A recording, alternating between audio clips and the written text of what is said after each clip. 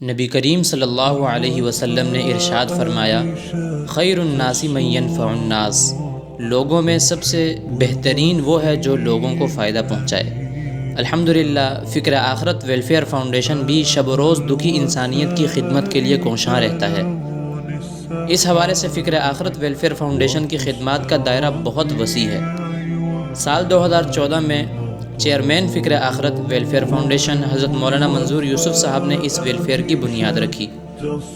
آغاز میں چند ضرورت مند گھرانوں کو ماہانہ بنیاد پر راشن فراہم کیا جاتا رہا، دن بدن راشن کی فراہمی میں اضافہ ہوتا رہا۔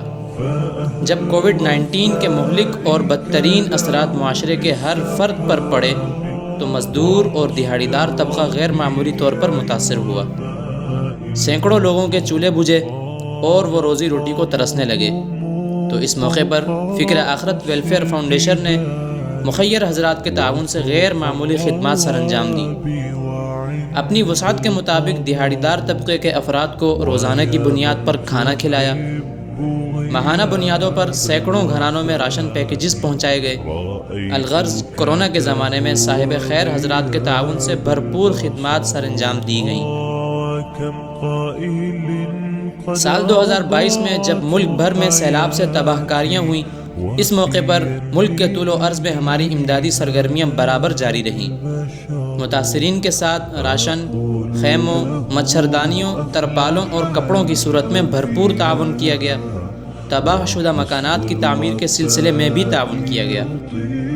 فکر آخرت ویلفیئر فاؤنڈیشن اس وقت ماہانہ کئی خاندانوں کو راشن فراہم کرتا ہے۔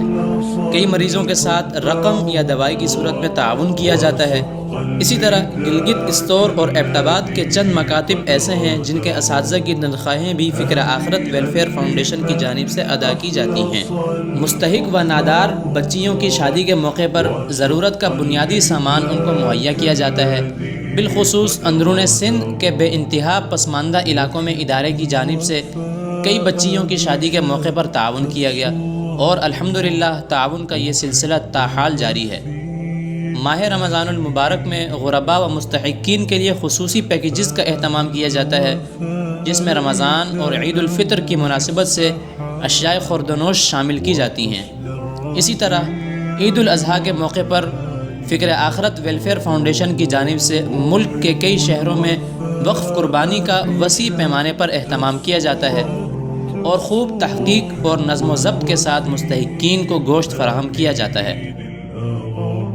سندھ اور بلوچستان کے وہ علاقے جہاں کے رہائشی پانی کے ایک ایک قطرے کو ترسنے ہیں، ایسے علاقوں میں ویلفیئر کی جانب سے کنویں اور ہینڈ پمپ کی صورت میں پانی مہیا کیا جاتا ہے۔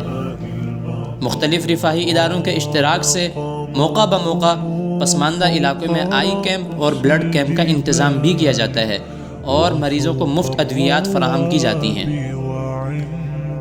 واضح رہے ان تمام امور کے علاوہ بھی فکر آخرت ویلفیئر فاؤنڈیشن کے آئندہ کے عزائم ہیں۔ اللہ رب العزت کی توفیق اور مخیر حضرات کے تعاون سے ادارہ بہت جلد اپنے بقیہ عزائم کو بھی پایہ تکمیل تک پہنچانے میں کامیاب ہو سکے گا۔